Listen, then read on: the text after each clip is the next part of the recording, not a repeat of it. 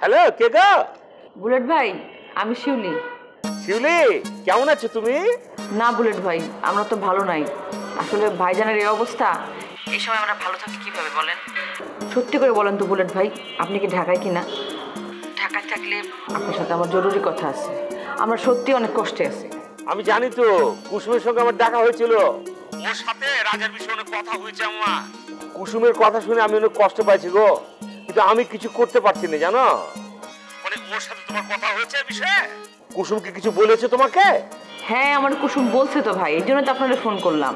আর আপনার সাথে দেখা হয়েছে কুসুমের, তাহলে আপনি বাসায় আসলেন না কেন? আসলে ভাইজানের হয়েছে কি, পুরনো বন্ধু বান্ধব দেখলে কেমন করে জানি তাকায় থাকে, মনে হয় কিছু একটা ভাবে, একটু অবস্থার উন্নতি হয়। এই জন্যই বলছিলাম ভাইজানের সঙ্গে দেখা করলে ভালো হতো।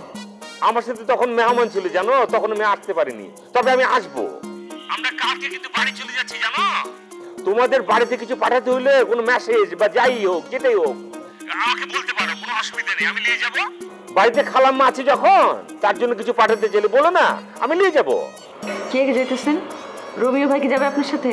রোমিও যাবে, তবে তার ডার্লিং তো ঢাকা এসেছে, ওর সাথে এখন ঘুরে করছে। ও তো থাকিয়ে যেতে পারে একেবারে, বান্ধবীর কিছু কেনাকাটা আছে তো, ওগুলো শেষ করে যাবে। বুঝলাম না, রোমিও ভাইয়ের ডার্লিং তো পারুলাপা, সে তো কবেই বাড়িতে চলে গেছে। কারে মার্কেটিং করে দিবে? পারুলাপা ঢাকায় আসছে কবে? আরে পারুল আসেনি, লাফিজা ঢাকা এসেছে। এখন লাফিজার সঙ্গে হটলাইন চলছে, 1 ঘন্টাও বাসায় থাকে না জানা। আমি আর বেলাল বাসা ভাড়া দিচ্ছি। বাবুল আর জগলু তারা মনে করে যে জিনুকের বডিগার্ড হিসেবে কাজ করছে, কি বলবো। বুলেট ভাই, কি আর বলবো, আপনারা সবাই ঢাকায় এসে অনেক ভালো আছেন, সবার মনে অনেক ফুর্তি, অনেক আনন্দ। কিন্তু আমরা 2 বোন, কুসুম আর আমি, আমাদের মনে খালি শান্তি নাই। ভাইজানরে নিয়ে যে কি বিপদের মধ্যে আছে 2জন বোন মিলা, বলার মতো। রাজার কথা মনে হইলে মনের সব শান্তি দূর হয়ে অশান্তির আগুনে ধাউ ধাউ করে জ্বলে জানো।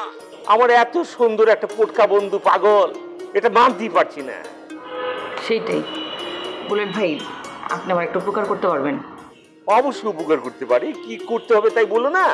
আমরা যারা তোমার ভাই বন্ধু আছি সবাই তোমার কথা মতো কাজ করব, বললাম তো। বুঝতে কি, ভাইজানের পাগলামিটা একটু বেশি বেড়ে গেছে। এই ঢাকা শহরের মতো ছোট একটা বাসার মধ্যে ভাইজানের রাখা যেতেছে না। ভাইজানটা যদি গ্রামে নেওয়া হতো তাহলে একটু ভালোই হতো। খোলামেলা পরিবেশে ভাইজান থাকলে ভাইজানের স্বাস্থ্যের জন্য একটু ভালো হতো।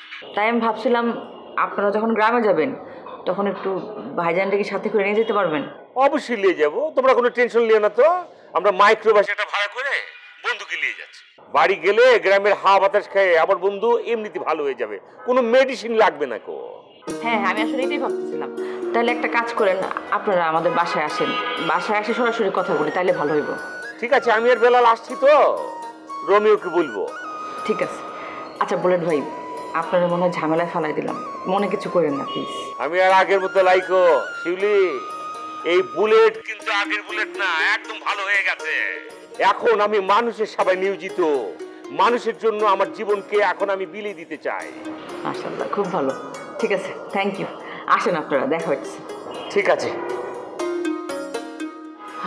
ভাইজানটাকে বাড়িতে পাঠাই, তারপরে অন্য কথা।